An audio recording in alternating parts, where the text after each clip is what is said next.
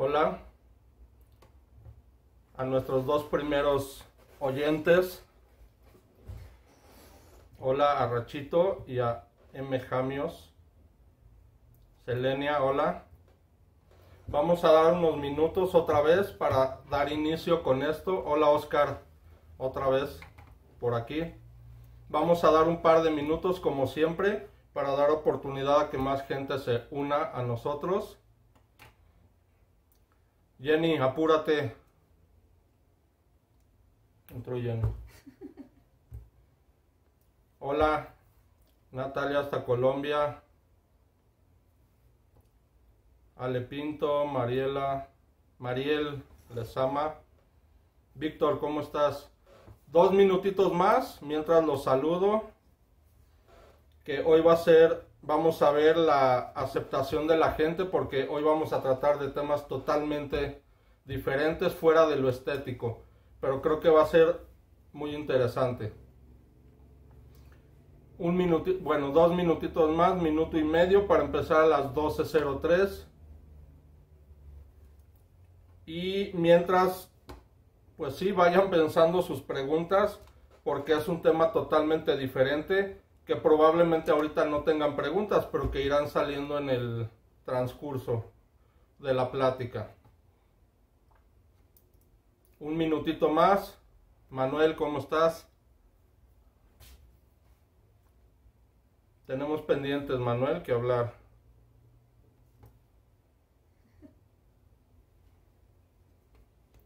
$30 segundos más y empezamos. Oscar, hola, ¿cómo estamos? Hola Sharon. Primero salió el hola y luego se unió el extraño. Bueno, a unos segundos de empezar.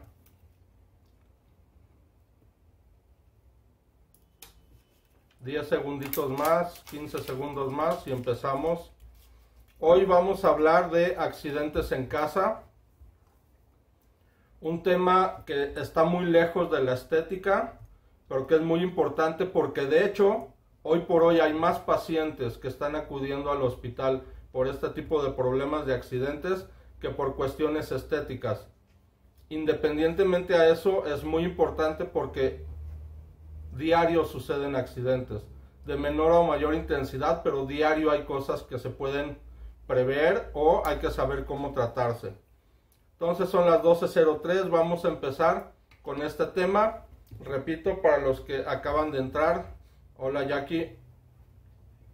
Accidentes en casa. Es un tema muy amplio, muy extenso. Vamos a tocar algunos de los casos, algunas de las situaciones que más frecuentemente suceden. Y probablemente si a alguien le interesa algún tema en específico que lo podamos ahondar y hacer un día específico de ese tema, me avisan. Lo primero que hay que entender es que hay muchos accidentes en casa, hay muchos tipos de accidentes. En casa vamos a decir todo lo que no es laboral, no precisamente dentro de la casa, puede ser afuera de la casa, pero en una cuestión familiar, en una cuestión no laboral, no industrial, a eso me refiero.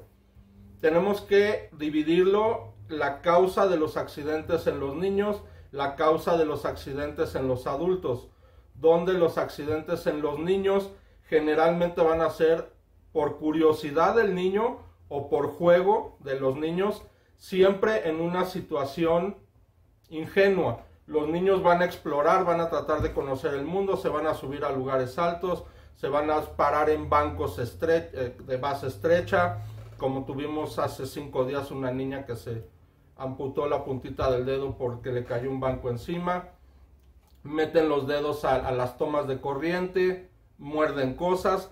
Todo esto en los niños, los accidentes es por juego, curiosidad ingenua o por culpa o generado por un adulto. Un niño que se quema.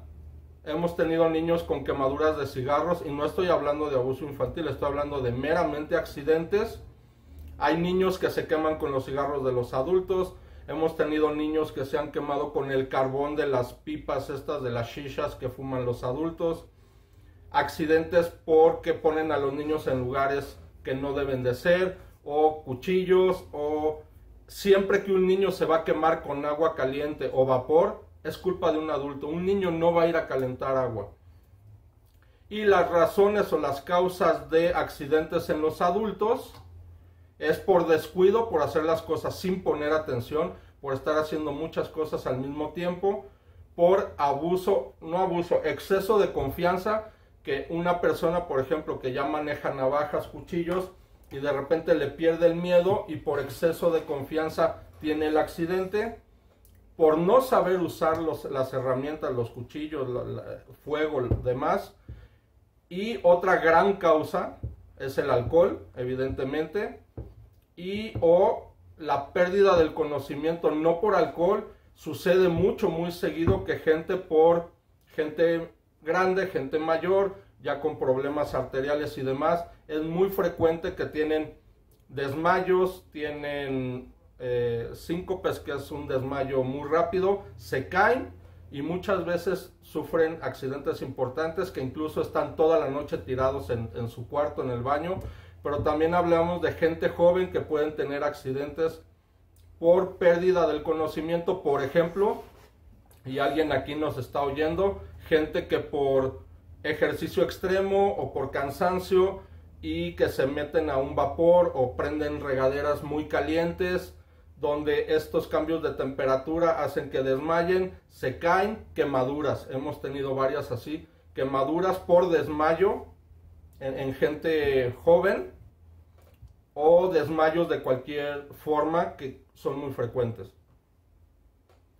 Ya sabiendo las causas de muchos de los accidentes, que el descuido y el exceso de confianza es de ley, y el alcohol, vamos a hablar de algunos tipos de accidentes. Hola, Salas. Vamos a empezar, por ejemplo, con un tema: quemaduras. Las quemaduras en las casas son muy frecuentes. Los lugares 100% de quemaduras es la cocina. Es donde se calienta el agua, donde se ponen las sopas, donde no deben entrar los niños. Los niños no tienen por qué entrar a las cocinas. Y si los niños van a estar entrando a la cocina o no, independientemente, la manera de evitar accidentes de este tipo, alguna de las maneras es poner las ollas o los sartenes siempre con el mango hacia adentro, nunca hacia afuera. Nunca el mango donde un niño pueda jalar o donde accidentalmente un adulto pueda también voltearlo. Tratar de manipular las cosas calientes con cuidado, fijándose en lo que uno está haciendo con las dos manos, no rebasar, no llenar hasta el borde las ollas, los vasos. Se han dado quemaduras cuando calientan agua en los microondas. Se debe de poner algo, una cuchara o algo, evidentemente de plástico, para romper la tensión superficial del agua, porque muchas veces se calienta el agua está quieta, y al momento de sacarla, el agua brinca por cuestión de temperaturas, no porque sea agresivo el sacarlo. Se tienen que manipular las cosas con cuidado. Otras quemaduras en la cocina es cuando se ponen a calentar el aceite y de golpe meten alimentos fríos o gotas de agua. Siempre que el aceite va a estar caliente y le cae una gota de agua, no va a explotar, sino va a brincar, va a hacer reacción y van a salir disparadas gotas. Acabamos de tener una persona joven con una quemadura. Exactamente, puso el aceite a calentar, metió un pescado y le brincó el aceite, cara, pecho y brazo se quemó. Entonces tenemos que saber manipular el aceite. Tenemos que saber manipular agua caliente. Otra cosa que produce accidentes por quemadura en las casas, va a sonar un poco exagerado de mi parte, pero hemos visto muchos pacientes así. Las bandas para correr, donde está corriendo el adulto y el niño, generalmente niños chiquitos, por alcanzar a la mamá, ponen la mano en la banda y es una quemadura por fricción de toda la palma, incluso quemaduras de segundo grado superficial y profundo.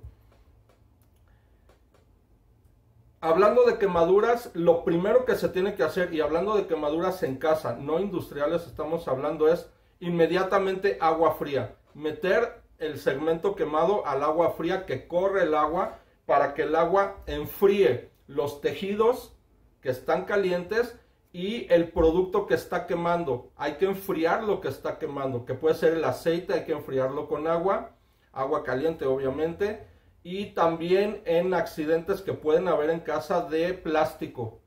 Productos que se derriten, pueden ser ceras, pueden ser plásticos, donde el plástico una vez que cayó en la piel, aunque se vea seco, sigue a una temperatura que sigue quemando. Arriba de los 40 grados está quemando este producto y hay que enfriarlo con abundante agua fría a chorro. Generalmente cualquier producto que nos queme en casa se puede resolver con agua fría. Ya hablando de temas industriales, hay situaciones donde el agua puede hacer una peor reacción, pero no nos vamos a meter ese tema ahorita. Y la otra cuestión en quemaduras que mucha gente acostumbra es que cuando se queman con un ácido, la gente le gusta poner algo básico, algo alcalino como leche. Esto no hay que hacerlo, agua. Para diluir el ácido, para lavar el ácido, que se barre el ácido. Si uno a un ácido le pone un alcalino, o sea leche, por ejemplo, la reacción del alcalino con el ácido va a quemar mucho peor, va a ser mucho más agresiva que la propia quemadura del ácido. O los que se queman con sosa. Muchos limpiadores, sobre todo para las estufas, tienen sosa cáustica. Agua, todo al agua. ¿Ok? Siempre que haya una quemadura tiene que haber una valoración médica, por pequeña que sea. Las quemaduras más frecuentes en la casa es fuego y escaldadura, o sea, agua y vapor, independientemente a los plásticos y las químicas que dije. Siempre una valoración médica, por chica que sea la quemadura, porque siempre que una quemadura se profundiza va a dar problemas. O, por ejemplo, al tener ampollas por quemadura, las ampollas se deben drenar, no quitar, pero sí se deben vaciar, porque el líquido que contiene esta ampolla va a hacer que la quemadura se profundice, se haga peor, se lastimen más los tejidos, y una quemadura catalogada segundo grado superficial se puede ir a segundo grado profundo por ciertas sustancias que tienen estas ampollas. Las quemaduras se deben de limpiar diario con curaciones diarias, donde aquí sí será indicación del médico cómo se deben curar, cómo se deben limpiar, si se deben vendar o no. Quemaduras en las manos hay que vendarlas forzosamente, hay quemaduras que se pueden manejar abiertas, cerradas, e incluso hay ciertas quemaduras que es indicativo internamiento. Si es una quemadura importante en cara, manos, genitales, es internarse, y también va a depender del porcentaje del cuerpo quemado. Vamos a pasar a otro tema, algo rápido. Cohetes, pusieron una pregunta al respecto. Mi hermana tiene quemaduras de agua hirviendo y sus marcas de quemaduras van desde el hombro hasta las costillas. Sí, desgraciadamente la peor lesión que puede haber es una quemadura. Es porque son muy extensas, al mismo tiempo pueden ser profundas, pero esta extensión en la zona de la piel genera cicatrices muy importantes. Hay que tomar en cuenta que las quemaduras pueden ser tan extensas que no hay manera de cubrirlas con tejido sano. Entonces se generan cicatrices lentas por segunda intención, se llama que son cicatrices lentas, o con injertos, con ciertas coberturas, ciertos parches especializados que se han hecho, pero generalmente una cicatriz por quemadura va a ser muy evidente y desgraciadamente en muchos casos puede ser deformante.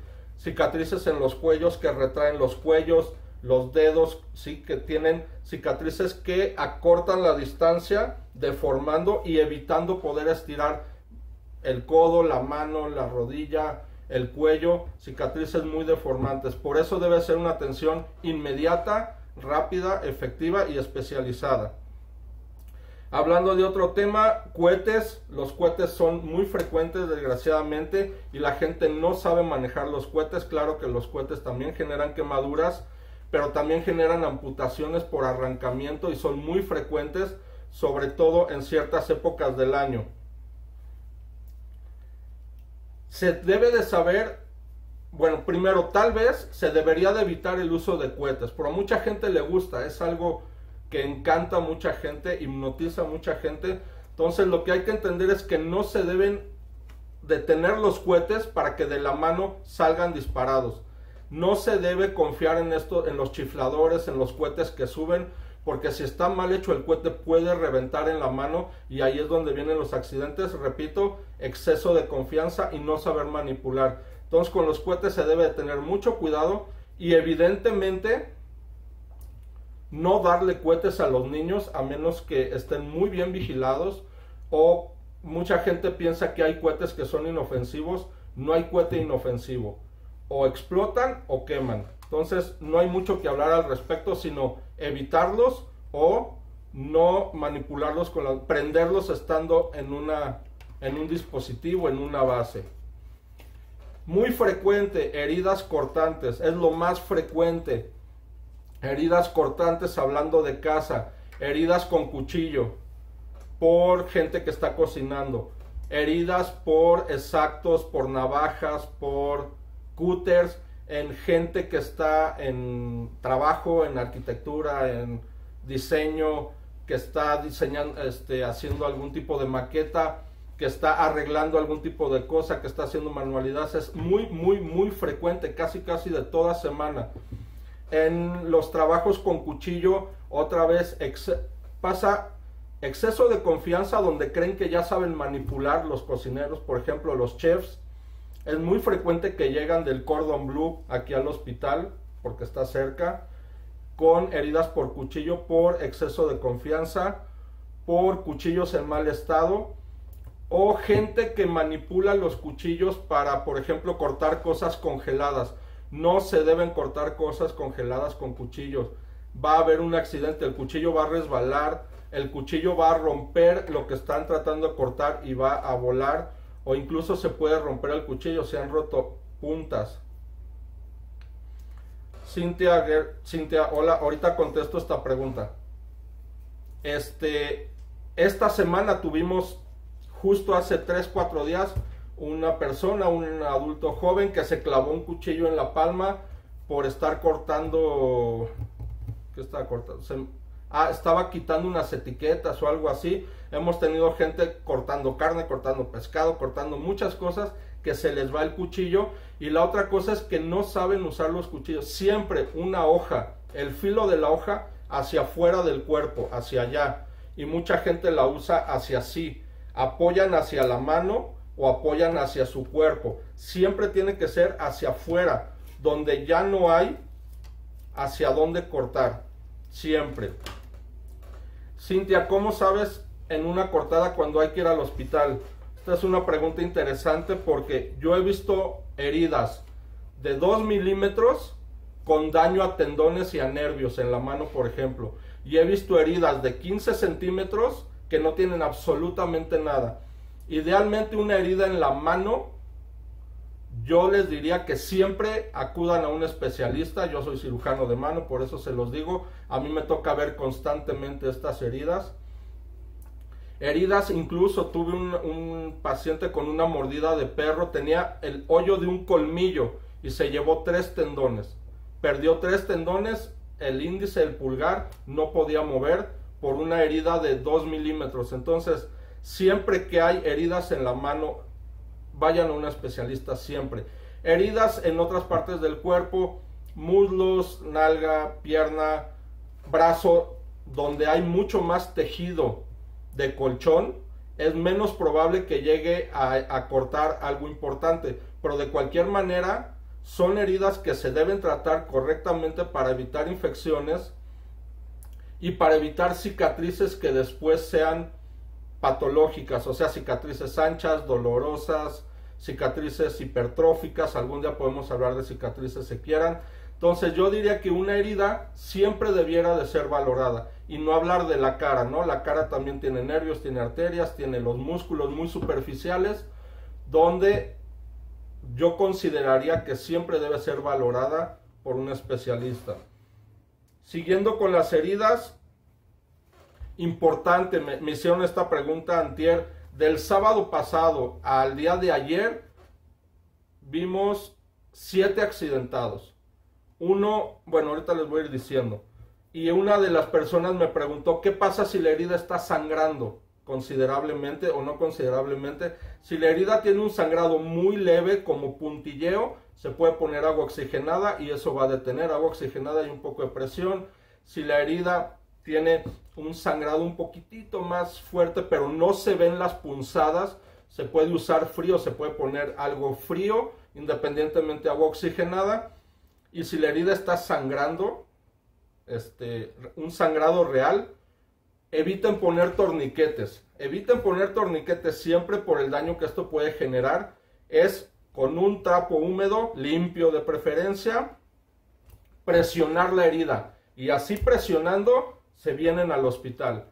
A menos que sea un trayecto muy largo o demás, se podría pensar en un torniquete, entendiendo que un torniquete mal puesto después de la hora y media va a empezar a generar daño muscular y nervioso, sin hablar más horas, donde puede ser que el corte sea en una parte lejos del cuerpo y por un torniquete a este nivel haya que amputar hasta acá, y lo hemos visto, ha pasado. Sala Soda pregunta, ¿es tan cierto que si en un accidente pierdes un miembro? Ok, hablando de amputaciones, es parte de lo que iba a contestar. Ahorita voy a hablar de esto.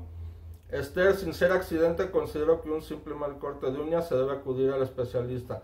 Un mal corte de uñas definitivamente sí se puede complicar con una infección que se llama paroniquia y sí puede ser muy dolorosa, que es la infección alrededor de la uña, que sí puede llegar a ser molesto y hasta cierto punto complicado. O incluso cortar más la uña, que deja siempre una punta escondida, una punta interna, donde va a estar enterrando. Por eso incluso hay que saber cómo cortarse las uñas. Entonces, ya para terminar el tema de heridas, y empezando a hablar con lo de las amputaciones, siempre que hay una herida, por mínimo que sea, valorar o considerar el ser valorado. Ya quedamos, siempre lavar heridas con agua y jabón, no alcohol, no mertiolate, si acaso agua oxigenada, si acaso isodine, yodo, nunca alcohol. El alcohol no se usa en heridas, el alcohol se usa para limpiar piel sana, y mertiolate tampoco. Agua, jabón, si acaso agua oxigenada, presionar, ir a valoración.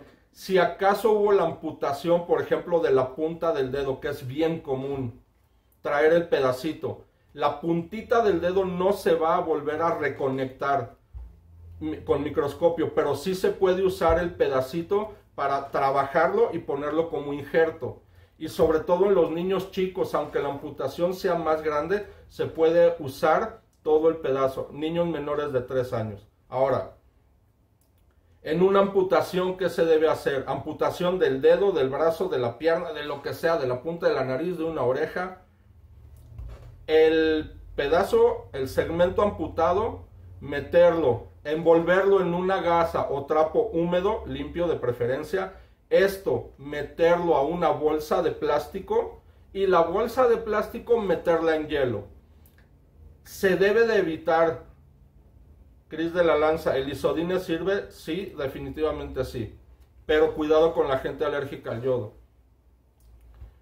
Nunca se debe poner un segmento amputado en alcohol porque automáticamente las células se echan a perder y ya no sirve. Evidentemente nunca ponerlo en formol porque se fijan. El formol se usa para conservar por años piezas de amputaciones o piezas de patología. Entonces se fija y ya no sirve, ya se murieron las células. Y también evitar, si se puede, ponerlo directo a hielo, porque el hielo congela las células y produce cambios microscópicos que puede complicar o que no sirva el pedazo. Y si se puede, tampoco directo en agua, porque se hiperhidrata, se macera y se lastiman mucho las células también. Entonces, envuelto en un trapo, una gasa húmeda, adentro de una bolsita de plástico, eso sí, en hielo. Y muy importante, aunque suene ridículo, el pedazo tiene que llegar junto con el paciente. Muchas veces llega el paciente en ambulancia y el segmento amputado llega 2-3 horas después. Hay ciertas horas donde se puede usar y reimplantar. Entonces la respuesta a la pregunta es sí se puede reimplantar. A Jesús Salas la respuesta es sí se puede reimplantar un dedo, un brazo, un antebrazo, una pierna, pero se debe considerar cómo fue la amputación para ver si es viable, si se puede. Las amputaciones más viables a volver a reimplantar son las que se hacen por un corte nítido. Si estamos hablando de una explosión por un cohete donde todo queda arrancado y destruido, generalmente no se va a poder. Y si estamos hablando de arrancamientos, por ejemplo, la gente que mete a máquinas y les arranca dedos, manos, o la gente que va en el coche fumando con la mano por fuera, muy cool, le pasa un coche y les arranca el brazo completito, y ahí se debe considerar si se puede o no. Cambiando de tema, y ya dije que el segmento se mete en bolsa, hielo y lo traen, y el muñón, un trapo, comprimiendo para que no haya sangrado. Aunque generalmente en una amputación muchos de los vasos solitos se van a cerrar por retracción, pero siempre, ya dije que hay una herida, comprimir con un trapo húmedo. Otro daño muy frecuente en casas es el machacamiento. El machacamiento es un aplastamiento.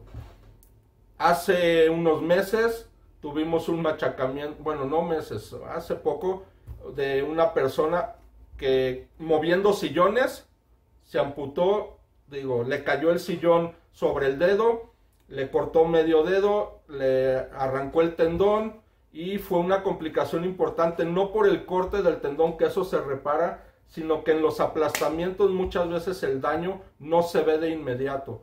El daño microscópico a las arterias, a los nervios, se va estableciendo en las siguientes 72 horas. Perdón, se me olvidó decirlo, igual que en una quemadura. Una quemadura ahorita no va a ser la misma profundidad de la quemadura inmediata a 3 días después. Por eso hay que esperar que el daño se delimite, ¿sí? Que son más o menos 72 horas. En un machacamiento, o sea, un aplastamiento donde aparentemente no hay ningún tipo de daño, 2-3 días después, el dedo o del pie, la mano, lo que sea, se puede tener cambios de coloración y quiere decir que sí hubo daño importante y hay que resolverlo, si no se va a perder el dedo, la mano o lo que sea.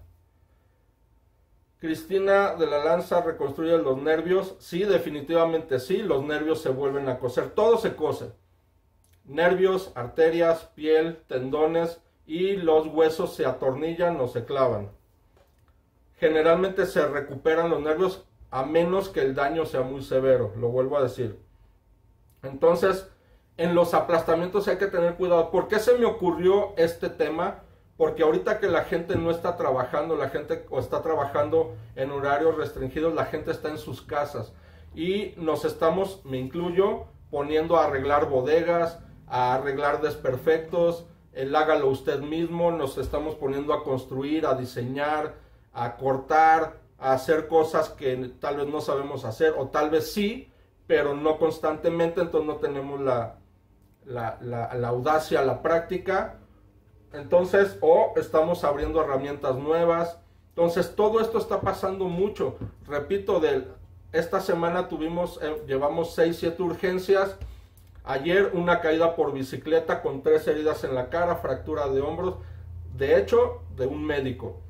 Ayer fue esa. Hace unos días, hace 3 días, la persona que se clavó el cuchillo en la palma de la mano. Tuvimos a la niña de 3 años que se cayó del banco y le amputó la punta del dedito. Tuvimos otro que se cayó, un poquito de alcohol, una herida de 10 centímetros en la cara.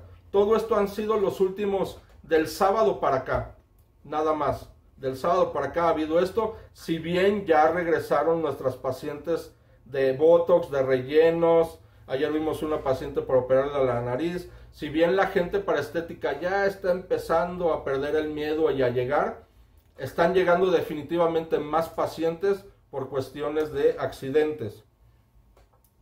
Mordidas por perro. Esto casi es cada semana hay una mordedura por perro. De hecho, una de las pacientes que vimos el sábado pasado fue una mordida por perro. En el labio inferior le arrancó 2 pedazos de labio, donde hay que entender que los perros son seres vivos y los perros no van a ir a morder por mala fe. Los perros no tienen la maldad que tenemos los humanos de matar por matar, morder por morder o ir y robar. Un perro va a morder bajo ciertas circunstancias. Si el perro se siente amenazado y es una cuestión espontánea, si tú a un perro lo espantas por atrás, aunque sea su dueño y te ame, el perro tiene una reacción, va a voltear y va a morder. Si tú vas y espantas a tu hermano o a tu papá, te va a soltar un trancazo por miedo, por sorpresa, no porque no le caigas bien. El perro te va a morder si lo agarras por sorpresa, te va a morder si le soplas en la cara. Díganme una persona que le soples por la nariz y no te dé un golpe. Entonces, a la gente le gusta soplarle a la cara a los perros, está mal. Agarrarlos por sorpresa, tenemos muchos casos así. Les quiero decir que la mayoría de las mordeduras por perro es el perro propio que muerde a su dueño o a amigos cercanos. Cuidado cuando una perra tiene a sus cachorros. Si la perra considera que los cachorros están en peligro, va a